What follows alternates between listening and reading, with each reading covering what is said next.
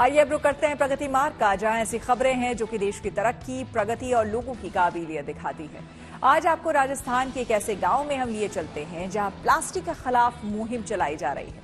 कारनामा चाय वाले की मेहनत की वजह से अब पाली का बिसलपुर गांव पूरी तरह से प्लास्टिक मुक्त हो चुका है और यहां वेस्ट को रिसाइकिल करके बेस्ट सामान बनाया जा रहा है।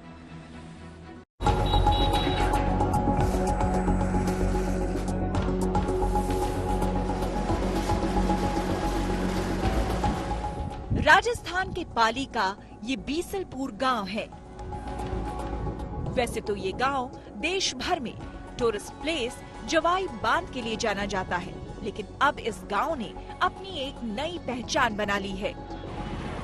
बीसलपुर के ही रहने वाले कानाराम की मेहनत और सोच ने आज इस गांव को प्लास्टिक मुक्त बना दिया है। कानाराम गांव में ही अपनी चाय की दुकान चलाते हैं, जिससे उनका परिवार तो चल जाता था, लेकिन उनके दिल में समाज और पर्यावरण के लिए भी कुछ करने का जज्बा था। और बस यहीं से कानाराम ने अपनी चाय की दुकान के साथ साथ अपने गांव को प्लास्टिक मुक्त बनाने की जिम्मेदारी उठा ली। मैंने 10वीं फैली हूँ मैं, और उसके बाद में मैं बाहर मुंबई कमाने चला गया था। फिर मेरी शादी के बाद यहाँ सेट हुआ और यहाँ भी मैंने होटल इंडस्ट्री में भी काम किया और मेरी अभी चाय की दुकान है। चाय की चर्चा के साथ में यहाँ के रहने वाले दिलीप कुमार दानमल जी जैन हैं, उनसे मेरी मुलाकात हुई। तो मैं सफारी का भी काम करता था। उन्होंने बताया कि आप सफारी भी बहुत अच्छा कराते हो, टूरिस्ट भी बहुत अच्छे आते हैं यहाँ पे, लेकिन प्लास्टिक का काम बढ़ता जा रहा है। तो उस काम को लेके उन्होंने मुझे थोड़ा मोटिवेट किया और समझाया कि इसको कैसे भी करके हमें इस धरती के दुश्मन को कम करना है और इकट्ठा करना है। कानाराम ने पर्यावरण को सुरक्षित करने के लिए संकल्प तो ले लिया, लेकिन सबसे बड़ी चुनौती तो ये थी कि प्लास्टिक और वेस्ट मटेरियल को इकट्ठा कैसे किया जाए। आप भी हमें सहयोग करते हो, जैसे कि आपके स्कूलों में लाया गया। फिर उन्होंने स्कूलों में जाना शुरू किया और बच्चों को उनके घर और आसपास के वेस्ट मटेरियल को इकट्ठा करने के लिए जागरूक करने लगे। और स्कूल में ही वेस्ट मटेरियल इकट्ठा करने के लिए बड़ा सा डस्टबिन रख दिया, जिसमें बच्चे प्लास्टिक और वेस्ट चीजें डालने लगे।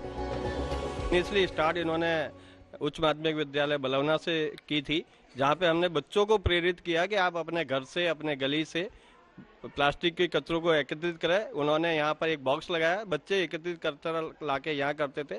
जैसे ही वो फुल होता था, कलेक्ट होता था। उसके साथ साथ में उन्होंने एक ऑटो स्टार्ट किया जो घर घर प्लास्टिक के कचरे को कलेक्ट कर रहे थे। उसके बाद में इन्होंने अपनी शॉप के ऊपर भी एक अभियान चलाया कि जो भी बच्चा प्लास्टिक लेके आएगा तो उसको उसके पढ़ाई से संबंधित सामग्री वितरित की जाएगी।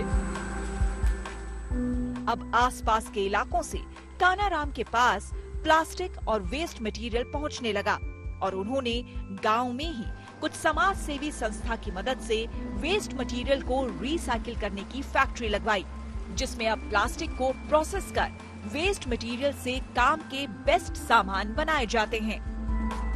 हमारा प्लास्टिक पहले तो सेग्रीगेट करके कुछ ही प्लास्टिक बाहर जाता था, और हाल ही में हमारा नेप्टनस और एम्थेरियम के सहयोग से यहाँ पे प्लांट भी लगाया है, जिसमें इस प्लास्टिक जो लो वैल्यू का एकदम प्लास्टिक है, जो कैरी बैग का हो गया, मिल्क पाउच का हो गया, रेफर का हो गया, इसको हम क्रश करते फिर मिक्सर में गर्म किया जाता है और फिर सीधा एक्सट्रूडर में डाई सिस्टम में लगाया जाता है, जिससे उसकी 5 फीट की पट्टी निकलती है और उस पट्टी के माध्यम से हम कुछ भी मोल्ड, डिजाइन या वस्तु बनाना है, आपके ऊपर डिफरेंट है कि आप उसको कैसा कुछ यूनिक रूप दे सकते हैं।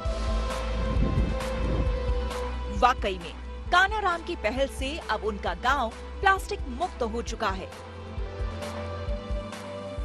और अब उनकी कोशिश यही है कि आसपास के इलाकों से भी धरती के दुश्मन प्लास्टिक को खत्म किया जाए, जिससे न सिर्फ पर्यावरण सुरक्षित और संरक्षित होगा, बल्कि लोगों के स्वास्थ्य के लिए भी ये एक वरदान साबित होगा।